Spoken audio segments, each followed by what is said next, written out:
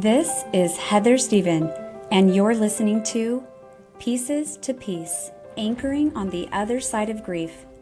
This podcast focuses on people who have emerged from the depths of their grief, their transition from surviving the darkest of days to seeing the light again. Through my own experiences of grief, I have learned how healing it is to know that I am not alone. My hope is that those seeking comfort and relief will find some here and leave feeling reassured that there is life again. There are brighter days ahead, just around the corner. Curtis Nielsen, I'm so excited to have you on the podcast. Thank you for agreeing to come on and share your story. How are you today? Good. Thanks for having me on, Heather. I appreciate it.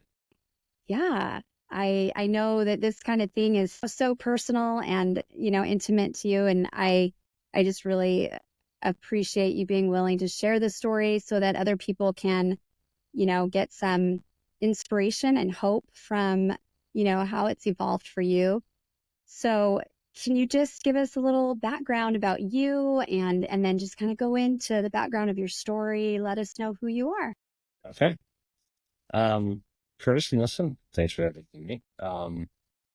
Let's see, a little bit about me. I grew up in a small town, Southern Idaho, barely Idaho City. And I think I'll start the story with how I met my late wife, Melissa, or Missy, as all of her friends. We were going to school we met. We had apartments that were across the parking lot from each other. And we just kind of hit it off. And this was in 2001, well, late 2000 into 2001. And then, and then you meet the right person, that then it's the right thing. It works out well. You have someone you liked and has someone I liked, and, it didn't work out that way. And then we're friends along the way, and we end up, you know, realizing we really like each other. So in August of 2001, and we were going to school in Rexford at the time, UAU. Well, won't date myself. I think that was at the time. Right. Yes. And so basically we started our life here. I still had a few more years in college to go. She had just got her associate's degree. She decided she was going to work and afford me get my master's degree. Moved down to Utah. I went to school down there for a while, for a couple of years. And see, from Ohio, I had an opportunity after I got my undergraduate to work in Michigan, like those. We moved out to Michigan and we're 2 hours from my parents. Great where we got I got no her family really well. And I got to be basically integrated into their family. That's And awesome. in Michigan, we had our first daughter, Daphne, our son, Trinity. Daphne's coming. Oh, So we had her, and then after I lived in Detroit for about 40 years, I got a job off the back end. And, at the time, we just felt it was the right thing to do, and we moved out back. And then from 2008 until 2020, our life was pretty much normal. 3 more kids came along. Ivan, Daphne, and Victor were the kids that we had. And they're all about 4 years apart. Business, school, sports. My student was very engaged in the communities. He was a PTO president. She made some great friends in the community as well, as part of being plugged into, engaged in the community. I mean, everything was really good. We didn't have any issues between us. We were partners in a lot of things. We moved into a house that was fairly new built. We TR, all those things you would expect to do. So that's kind of the background. So normal from 2001 to 2020, we moved around, yeah. built our lives together, had kids, and then 2020 got moved. Everybody knows about COVID. I really impacted everything that did for Missy to be Jesus. He wanted to, the kids were at home, just more stress, mentally, the kids, all this. And so Missy had always tried to be active. She would exercise some of her friends had exercise in the morning. Well, it was so weird you couldn't do that in the gym because, you know, couldn't be coffee. Right. So she had started walking with her good friend that lived down the street. Um, they would go walking in the morning. And I had a job at the time where generally I would leave very early in the morning. We're talking 3 or 4 in the morning, and then I would be gone until 5 or 6. And uh, so Miss would wake up before kids would have to go to school. She'd go for a walk. She'd be out of friends, etc. So, well, did this for a couple months, and then health, right? Being a friend, health. Right. Yep. And then 2020 really got hard shot. And on May 27th, May 6th, 2020, we had planned to go do this in the yard. Um, we've been there for 14 years. We've done some flower running work, and that was fun. And I began actually to do it. So Missy did another routine. She got up like 5:30 in the morning. You know, she said, I'm off for my walk. Let me sit here a little bit. And I got to bed. But within a few minutes, I had trouble going back to sleep after she left. And within a few minutes of leaving, I got a call from a friend to it. And her friend just said, you need to get yours. And I was like, well, what's wrong? Sometimes they, so I dressed as fast as I could, down into my car because I didn't know how far down the street it was. Um, Right. and drove until I found Missy's friend and one of my neighbors. And then I realized that Missy was on the road. And uh, I, it was kind of surreal at that point. Her friend was very distraught, actually still. The neighbor was on the phone with uh, 911, and it was obvious that Missy had been hit.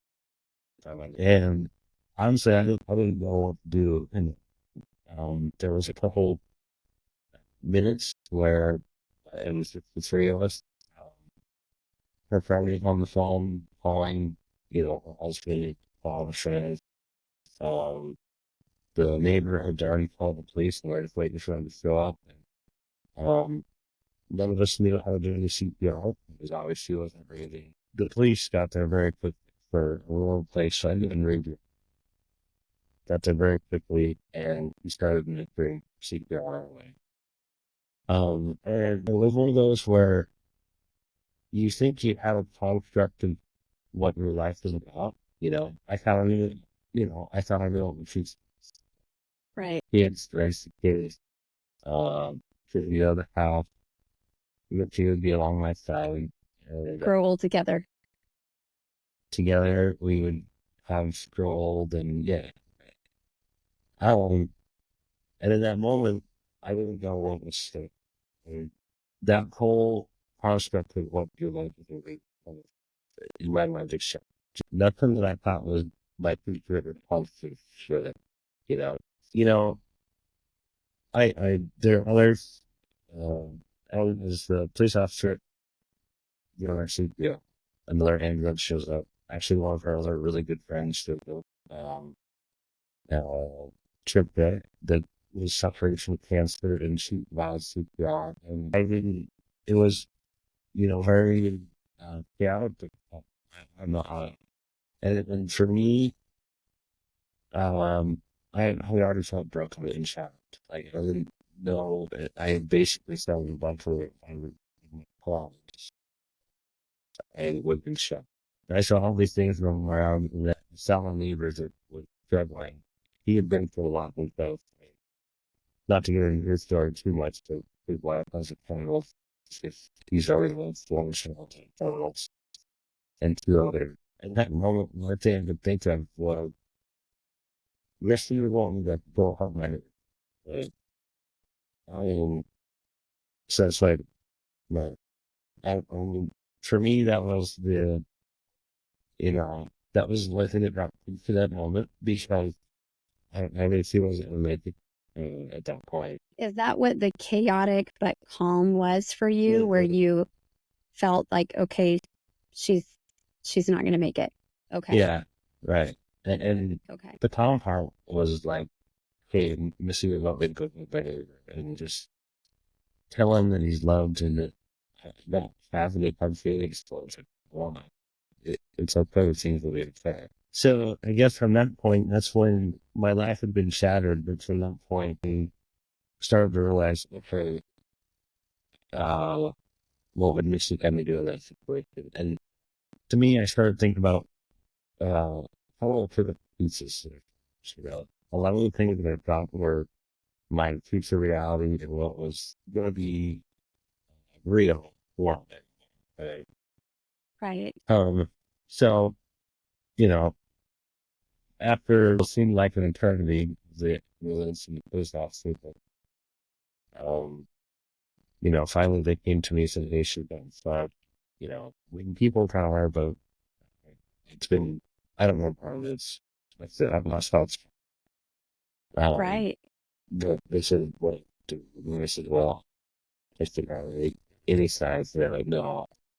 And so, well, what's next? So, well, like, think our hospital, we're going to take it to a more. So that's one of those where I was like, well, I don't know what to do. I just said, whatever you guys think is the perfect thing to do. And they could go. Um, uh, and so that was like devastating. And then reality started sinking in.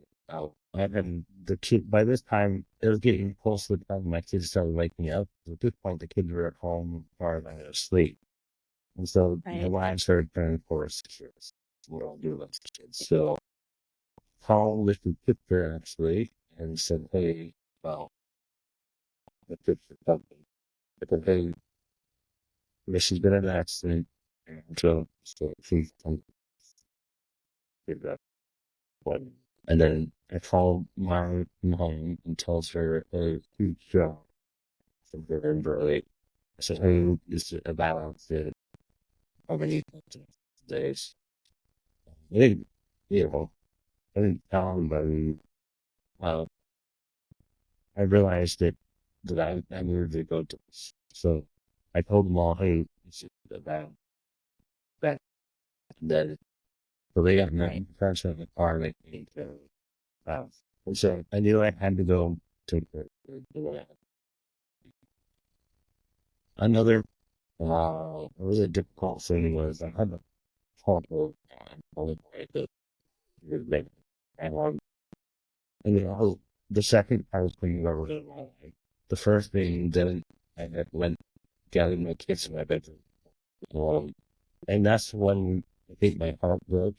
Uh, so it's my future, all my prospects really broke when I realized this.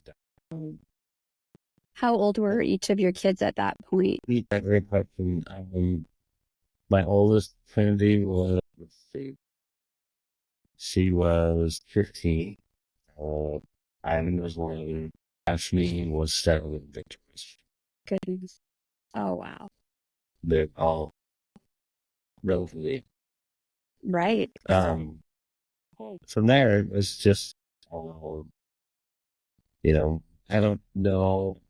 Honestly, I don't remember what I was after that. And really the next week, I don't remember much in the first funeral. Um, Mhm. and so we had the funeral, the family gathering, and I've always had a great support structure with the family and friends making out. And that helped with, like, moving forward. You don't get over something like that. Right. But sometimes in my feeling how to move forward. I knew, like, in the moment, I knew the right thing to do was take my neighbor's list. Yeah. After that, I knew that I had 4 kids that I needed to make sure they had.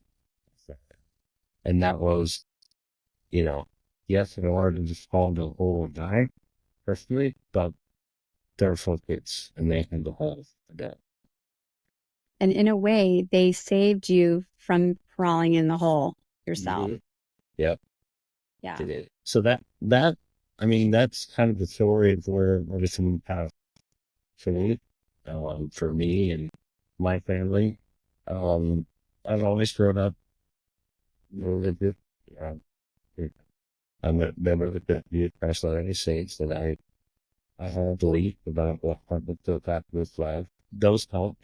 That's definitely one of those, like, as I said, you start to put pieces, you realize the pieces that are important. Yeah, Right. and that was one of them, taking care of my kids, being a good neighbor. Those are all things that I started to feel like a good role. But then for me, I started to realize that I'm very critical and type person. I started realizing that, hey, some of the things that I thought were important were not. Like, I would worry about, yard doing work that I had to do and things like that. And I started realizing that I was worried too much about the future and not what's going on right. Right. And so those are the things I started like, okay, I need to start doing. So I think that's a lot of what I started thinking of.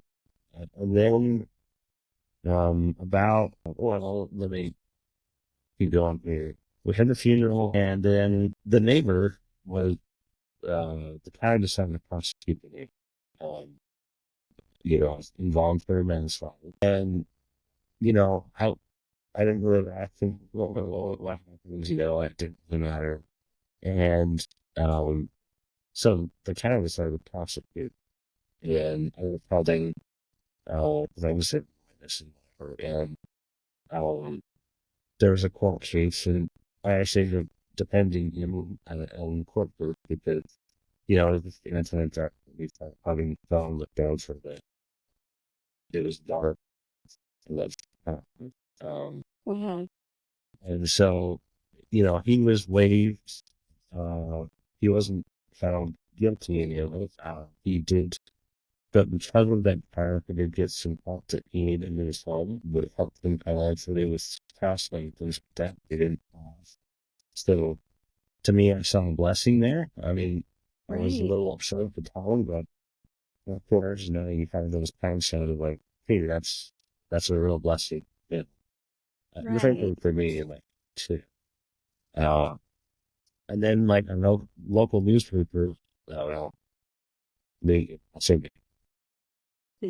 they picked up a story about them related, and then People Magazine picked up an article in it. Uh, and they came and did an article for business in People's Magazine, I want to say October of 2020. Oh, wow. Again, at the time, I was a little hesitant to do that.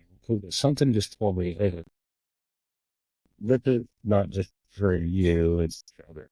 And so I went forward with it. About that time, I realized that I would have had someone helping me, but Right. Right. it was tough thing to say that I realized that. So I decided, by I'm going to start the thing, right? Yeah. So I signed it, did online dating. I had a terrible experience with it for like a couple weeks. Yeah, I believe that Right. basically in one approach, hey, if I'm supposed to marry somebody, just think about it. I don't have time to do it. I'm single, but I don't do that. It doesn't. Um, Yeah. and within a couple of days, I got a letter in the mail from a lady that said, hey, I have a daughter that's single. She lives in Utah, and I think you can go on to. And I'm like, holy crap, this really just happened. And is that from the People magazine or Yeah, some article like? yeah. She had read the People Oh, magazine article. She had tried to convince her daughter to, call me up or whatever. yeah. And anyway, so I was kind of dumbfounded. And this was like mid-October at the point. So I didn't actually do anything for like quickly. November is Missy's birthday. It was also the 6-month anniversary of her passing that month. Me and my little flower for her birthday month. We got COVID that month. It was just a really rough month. So finally in early December, I decided, you know what, I prayed that someone phone and figure out something. I reached out to Kelly, who know my wife, to make the long story short. Oh, wow. And, Spoiler alert. yeah, and 9 months later, we ended up getting married. Um, That is wonderful. yeah, so, um, Good. and again, that's one of those things like from picking up pieces. I knew I could do the thing about thing that I wasn't making a mistake. That's what my kids, and that's what I came to was how can I be the best? For my kids? I think because of the experience that I had, you know, yes, of making the accident and the things that I started doing for myself, and also the things that happened. It's just, the trauma, the blessing it was, the neighbors, the magazine, that's the blessing that I totally, and then we just had so many blessings, you afterwards that helped me realize, hey, yes, things are shattered, and there's some things that I'll probably never do again, like Missy made me. And I know there's sometimes I probably will never make it big for this too much. Right? Right. The kids get true. And that's okay, right? But there's also things I realize that these are the good things, so I need to keep doing carrying forward. One of those being still tied in with Missy's family. We're still very close to them. We go to their family. They come to visit us. We spend time with them. That's a really good thing and a positive relationship that we maintain. It is important to me. Um, going for a trip and doing things with the family. Those are the things that, as we lived on, feeding on since Nippy passing, which I'm very and I think those are the good things, the important things to do, and help Absolutely. carry on from memories. I love that. Wow. That's a lot. Yeah. That is a lot of the good and the bad and the ugly and the beautiful. So I have a question about grief specifically. Yeah. I know even, and I shouldn't stereotype, so I'll probably get in big trouble for this, but I mean, men and women deal with emotion very differently typically. And then grief on its own is still so taboo within society. Mhm. Is there anything that you feel like you've learned about grief that sticks out to you that you didn't know before? Yeah, I think for me, the thing that I learned about grief is it doesn't go away, right? It just becomes your ability to kind of for sleep for it. That makes sense. Sure, I yeah. know, like I said, I think a lot of my grief was just a lot of negative thoughts and stuff in that first, week, month or so that I honestly couldn't tell you. I don't remember much. Like I know I took days to work off. I knew I was at the kids a lot because they weren't in school and COVID and all that stuff. But Right. basically in that period, the grief was just overwhelming, and I didn't really have to. Because for kids, that's what I needed Right. to do. Right? Yep. And as time went on, I started to learn to see other people. I saw Mrs. Friends, I saw her family, and I realized that hey, I'm not the only, and we can also live. That's And true. Yeah. I think if especially that first 6 months, is all of us kind of came to grips with it a little bit. I think that helped us grow stronger and greater capacity for it. And for me, that was the case. I saw a lot of my brothers and sisters in law, Missy family in that time period, and they were amazing. All that to me was part of the expanding, and it's still there. I mean, Yeah. it's still difficult, long term conflict, and it comes like twice a year, birthday and death day, annual day. Right. Um, Right. I think that's the thing about it's constantly Okay. expands, even though it's into. I love that. I haven't heard that perspective before, and I love that. And that's why I do this, because it's so amazing to hear, everybody's personal experience with grief, and that it becomes so normal, that other people experience those things. And this is a question that I ask everybody, and that is there anything that somebody said, did, or offered to you during that time that was just especially meaningful, that really sticks out? Because there are things that are said a lot of times that are just not helpful. And so I really want to focus on those things that are or may have been helpful to you. Is there anything that you can think of? Yeah, I'll agree too. Okay. The first one is my brother, who is Missy, and they were close to sibling. It was in that week where I don't remember those, so the fact that I remember it meaningful. Sure. He said to me shortly before the funeral, he said, "Thanks for helping my good to me." And I'm taking that perspective of that, hey, I knew Missy helped me better, but I view myself as a piece of crap and bring everybody down. But he said to me, hey, Wow. Yeah, and that meant a lot to me. And, I bet. I'm sorry inside. So, Yeah, I could see that being very meaningful. Yeah. Okay. and then about, I would say, 2 months in, I had joined like a widow and widowers group, Mm-hmm. and it was just stands for like, I'm sure for people who have been through a situation to provide therapy. And I Yeah. Yeah. remember one of the people in there said to me, hey, don't forget the memory and love the and you need to move forward. Right? Don't let it run you down. I'm serious to it because you need to move. And to me that was very meaningful to obviously a model that you can see a carry forward. Um Yeah. and for me that made a lot of sense. And this particular person also recovered, and he said Awesome. continued down and he said when you're riding a dirt bike and you crash, the thing you do is you get back up, get on the motorcycle and keep moving. Um, otherwise, that's really good. And I thought that was a great analogy.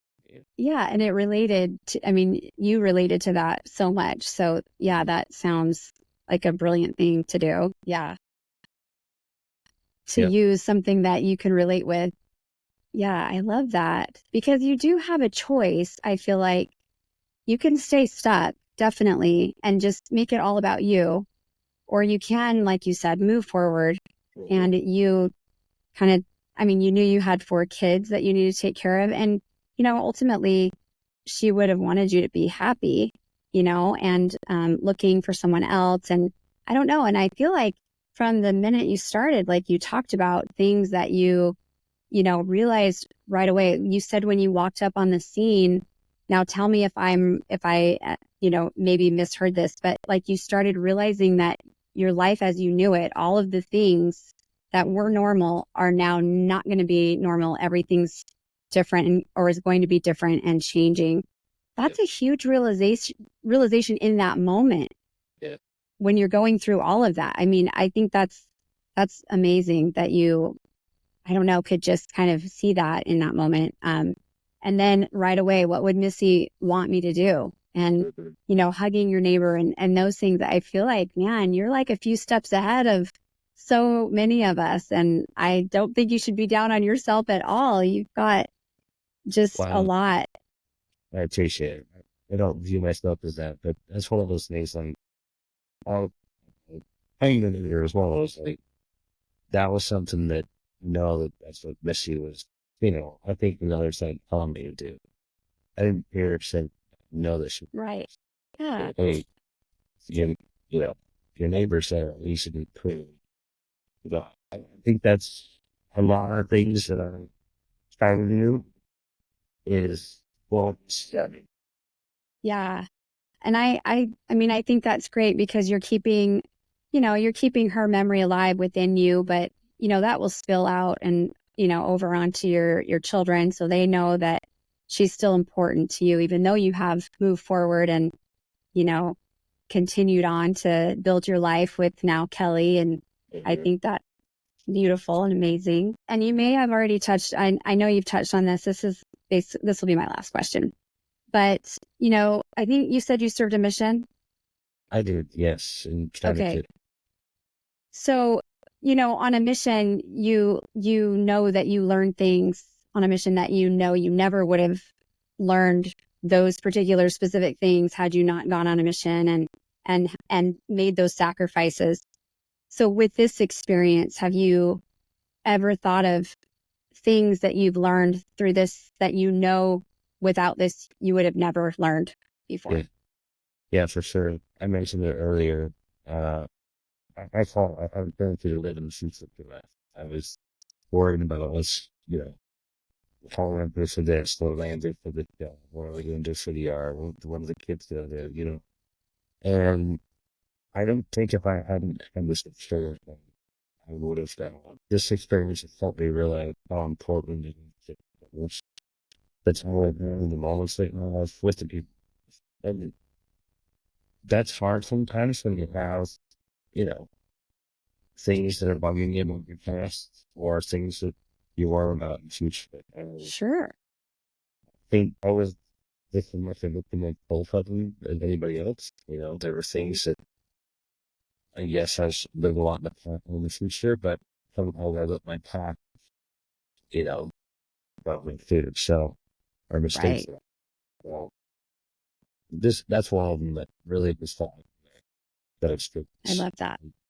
Another thing that I really think I learned from this experience was how important it is to be part of a bigger community, and count the things in the family. Because when something like that happens, uh, you never like only uh, either support or willingness to Missy funeral or the photo, and we were like, well, it's gonna be like literally the 50 people. I'm like, hello, I'm gonna go trip. And so the mortician, he was like, hey, we can have it at the cemetery and have it open there with the local laws allow that there was no restrictions. And I said, yes, let's do that. Um, and we got there, we had the funeral at the cemetery, and I was just amazed at how many people from all over. I mean, there were hundreds of people. I just couldn't believe the support that they provided. And I mean, this is COVID. Everybody's in masks, be outside, and nobody really knew what was going on. And uh, people were just coming out and drove for support. So, and I saw it, I still see it today. I have, I talked about that widows and widowers group. I made Mhm. friends that, you know, uh, are lots of friends that, hey, when something's going on, we know we can sound. So we got to similar experience. And now it's one of the things that I try to do. Hey, I heard so and so, is it a widow or widower place in my home? Right. That's so beautiful. I love that. That's perfect. Wow, Curtis, you have definitely inspired me. I really appreciate just how vulnerable this story is and just where you are today. I love that. I think that this will be a really big help to so many people. I just um forever grateful that you agreed to come on and share. Is there anything else that you feel like you didn't get to say or wanted to say before we, end this? Yeah, I'll say anybody that's had these kind of grief, as a widow or lost a loved one, I think everybody's path is different. Obviously my path I chose and I still good about. And I think everybody has their own goals. And I think the only advice I would give people to struggle with grief is, I think, one, it is overwhelming and you're constantly to be in it and deal with it, grow. So It doesn't go away, obviously, but it grows. And number I two, love that. I think that, hey, keep moving. Whatever that new path is for you, keep it. I think that much like my time ancestor, if they didn't move, keep pushing that hand part, they were dead. I think that's the main Right. thing for us. We can, uh, I get it. The military, it's hard, and I think it gets easier. And whatever that looks, a lot of people get married again like me, or they kid, another child. That's great. Some people will never get married again and don't have any more children, whatever that is. That's great. Just keep moving forward, right? And that it, well, the last thing is try to be part of the community and try to be better. I think those are the three things that I would say imparting to anybody that's been in this situation, because when you've gone through these things, you have fun and It's you can true. relate to them, and that's how it works. I love that. Those are three very good things. I love the community thing. Um, I mean, we've touched on community in other podcasts, but not in that way, more like allowing other people to help us instead of, I mean, a little bit of us helping and serving other people. That's always such a big, I don't know, not cure for grief, but it definitely can help, set aside some of those internal solo feelings that you have, but just allowing yourself to be in a community and not seclude. I think that's a great piece of advice. So thank you for that. Of Appreciate course. it. Well, Well, Curtis, again, I hope you have a great rest of your weekend and your day, and appreciate you coming on. okay. Well, thank you. Appreciate it. Thank you. Hey, listeners, thank you for tuning in today. I hope you felt encouraged and gained some insight. If you want to hear more inspiring stories, make sure to subscribe and don't forget to check out the website at pieces2peace.net. If you or someone you know has a story you'd like to share, send an email to heatherstephen@pieces2peace.net. Until next time, keep moving forward.